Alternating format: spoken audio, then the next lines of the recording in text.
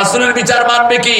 আল্লামা সাঈদীর মতো মুফাসসিরকে 13 বছর জেলখানায় রেখে বিষ প্রয়োগ করে দুনিয়া থেকে বিদায় করেছে।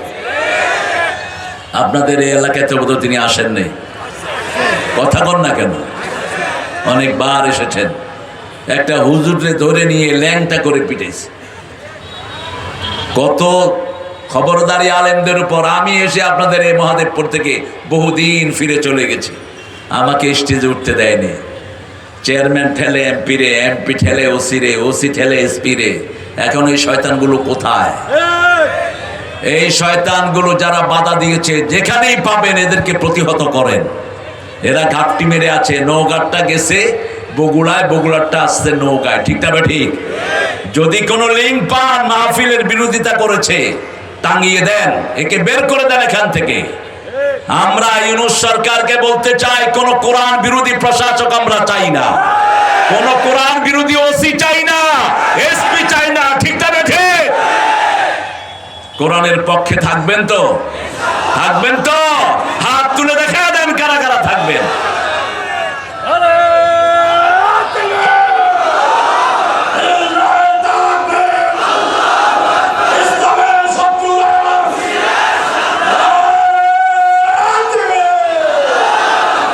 এই মাহবুব আমার থেকে ডেট নিয়েছে, প্যান্ডেল ট্যান্ডেল করেছে, প্রোগ্রাম হবে না। এই জন্য ভয়ে ভয়ে ছিল যে কি না কি করি। দেখো তোমার ভয় কেটে গেছে, এটা না হইলেও হইতো। এখন বাচ্চাদের জাঙ্গের মতো হয়ে গেছে। এটা করছো কি জন্য আবার? হ্যাঁ, এটা কি দিছ? এমনি সুন্দর, আমার ভাইরা এমনি আসবে আলহামদুলিল্লাহ বলে। এই দেশে তোমরা কোরআন বিরোধী কিছু করতে পারবা না। আমরা বুকের রক্ত দিয়ে ঠেকাবো, ঠিক না? ঠিক। আমরা শহীদ হতে রাজি, কিন্তু কোরআনের অবমাননা সহ্য করতে রাজি না। রাজি আছো না নাই? হাত তুলে আবার দেখা দাও।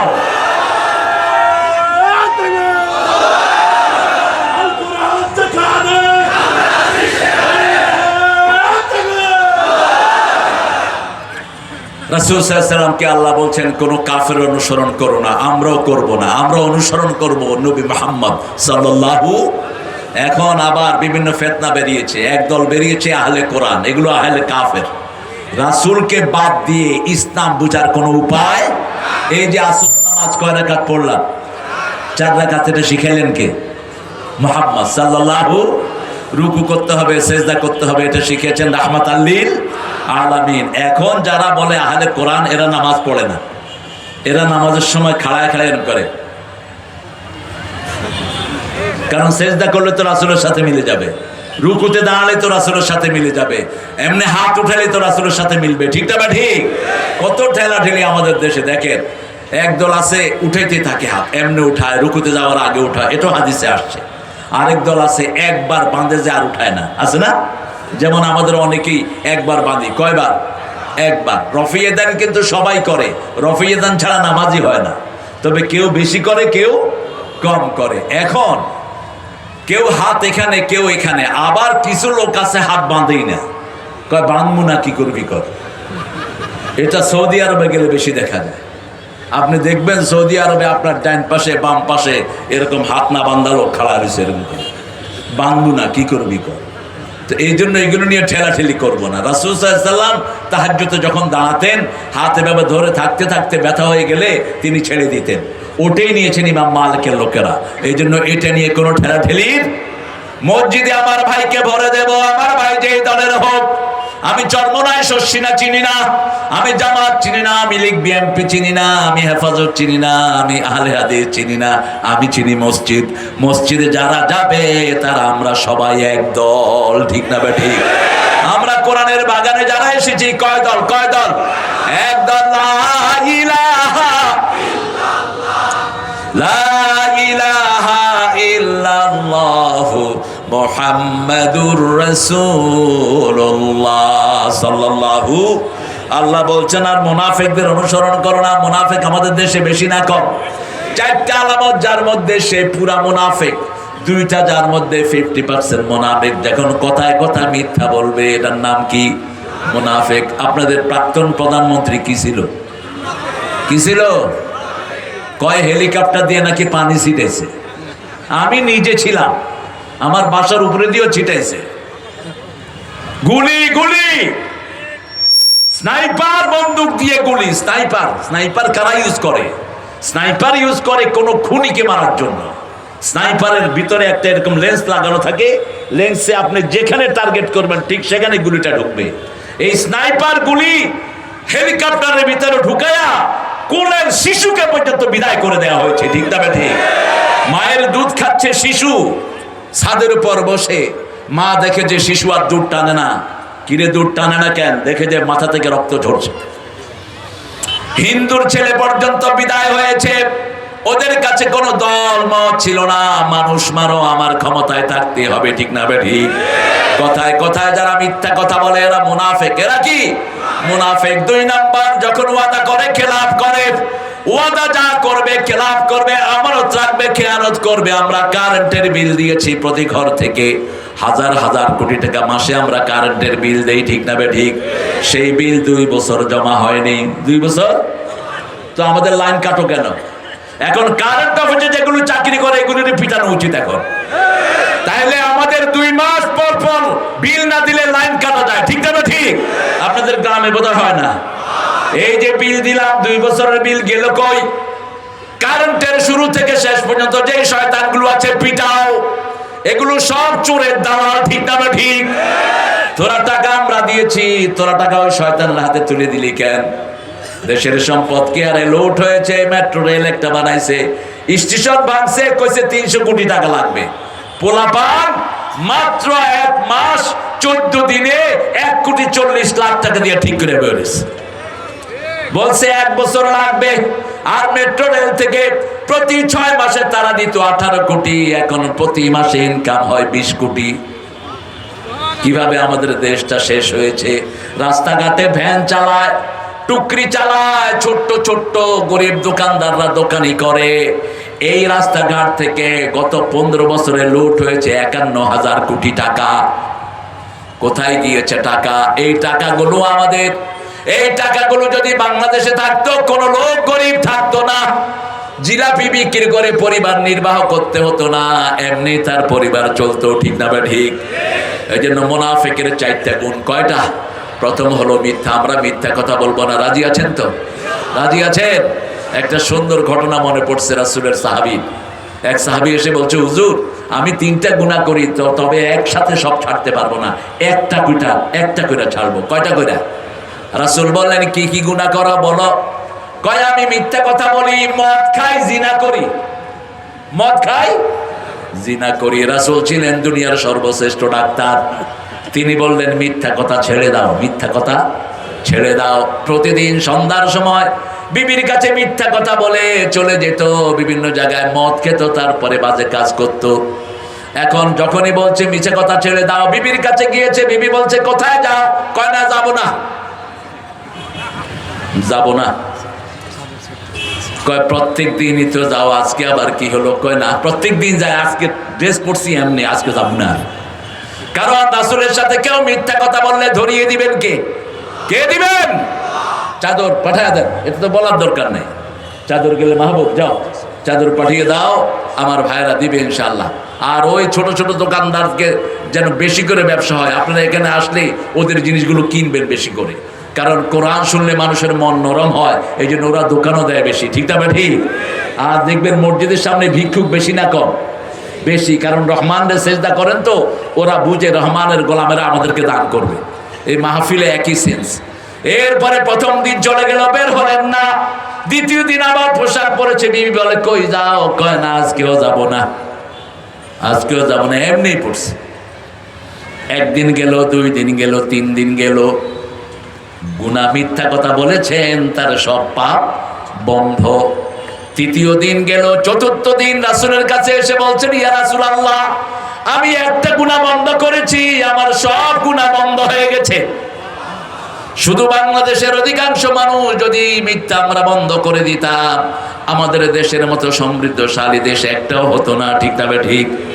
আমাদের দেশে নেতাগুলো বেশি মিথ্যা কথা কয় না, কম? আরো জোরে বলেন। এই যে এমপি গুলো ছিল, মন্ত্রীগুলো ছিল, মিথ্যা কথা বেশি না কম? আমানতদারিতা নাই বললেই চলে। দেশের সম্পদ খেয়ানত করেছে, একটা হাজার হাজার কোটি টাকা। এগুলোর হিসাব আমাদেরকে দিতে হবে কার কাছে? আল্লাহর কাছে। সে আল্লাহ বলছেন ইন্নাল্লাহ আলিমান হাকিমা, সব কিছুর ব্যাপারে জ্ঞানী কে? আরো জোরে বলেন। আমরা আজকে একটা ওয়াদা করব, আমরা মিথ্যা কথা বলবো না, আমাদের ছেলেকে মিথ্যা পড়াবো না। কোরআন ছাড়া যেই পড়া তা মিথ্যা পড়া, ঠিক না ঠিক?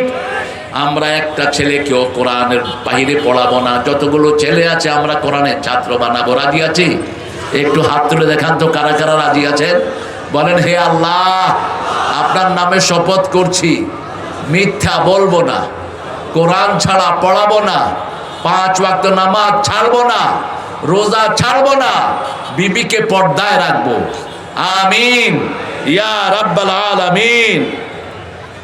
ওয়াত্তাবি মা ইউহা ইলাইকা মির রাব্বিক, তোমার রবের পক্ষ থেকে যা নাজিল হয় তুমি সেটা অনুসরণ করো। রব বলেছেন বিবির সাথে দুর্ব্যবহার করা যাবে না, বিবিকে কখনো তুই তঙ্গারি করে ডাকা যাবে না। বিবির থেকে সুন্দর সুন্দর নসিহা নিবেন, বিবির সাথে পরামর্শ করবেন। রাসূলের অনেক বিবির থেকে পরামর্শ নিয়ে রাসূল ধন্য হয়েছেন, ঠিক না ঠিক? যখন এই সফরে খাওয়ার কথা নাজিল হলো, সফরে আল্লাহ বললেন ফরজ রোজাও ভাঙো। রাসূল সাহাবায়ে কেরামকে বললেন, কেউ রোজা ভাঙে নেই। ঘরে এসে বলছে আয়েশা, সাহাবীরা তো আমার কথা শুনছে না, কি করি বলো? বলছে রাসূলুল্লাহ, আপনি মুখে খেজুর দিয়ে বাইর হন, আপনি মুখে খেজুর দিয়ে বের হন, দেখবেন সবাই খাওয়া শুরু করছে। এতক্ষণ রাসূল বলেছেন কেউ রোজা ভাঙে নাই। যখন রাসূল মুখে খেজুর চাবাইতে চাবাইতে সাহাবীদের মধ্যে গেলেন, সাহাবীরা কয় রাসূলের মুখ লড়ে কেন? রাসূল যেহেতু খাইছে আমিও খাবো। এই বুদ্ধিটা কে দিয়েছেন? কে দিয়েছেন? মা আয়েশা। এই জন্য বিবির সাথে পরামর্শ করবেন, বিবির থেকে অনুমতি নিয়েই তো আপনি বিবাহ বন্ধনে আবদ্ধ হয়েছেন। প্রথম অনুমতি বিবির থেকেই নিতে হয়, ঠিক না ঠিক? বিবির অনুমতি ছাড়া কিছুই হয় না। লেডিস ফার্স্ট, এটা সব জায়গাতেই ফার্স্ট। খাওয়াতেও বিবিকে আগে খাওয়াবেন, ঘরের কোনো নেয়ামত রক্ষা করার জন্য বিবিকে আগে দায়িত্ব দিবেন, ছেলেদেরকে নসিহার ব্যাপারে বিবিকে আগে বলবেন। আপনার বিবিকে আপনি 5টা অধিকার দিবেন, বলেছেন রাহমাতাল লিল। প্রথম অধিকার, বিবি যা খাবে আপনিও তা খাবেন, আপনি যা খাবেন বিবিকেও তাই খাওয়াবেন। আপনি যেই কাপড় পরবেন বিবিকেও তাই পরাবেন, আপনি যেই ঘরে থাকবেন বিবিকেও সেই ঘরে রাখবেন। বিবিকে যদি কেউ অসম্মান করতে আসে তাকে আপনি প্রতিহত করবেন। 5 নাম্বার, বিবির অনিষ্ট হয় এরকম কোনো কাজ করা যাবে। তবে বিবি যদি বেয়াড়া হয়, বিবি যদি শরীয়ত না মানে সারাদিন টিকটক করে, এরকম বিবি আছে না নাই? আপনাদের এখানে নাই অবশ্য, এটা শহরে। টিকটক বন্ধ করে দাও ছেলেরা, বাবারা। টিকটকের বদলে একটা করে কোরআনের আয়াত ডেলি প্রচার করো, একটা হাদিস প্রচার করো, তোমার আমলনামা সওয়াবে ভরপুর হয়ে যাবে।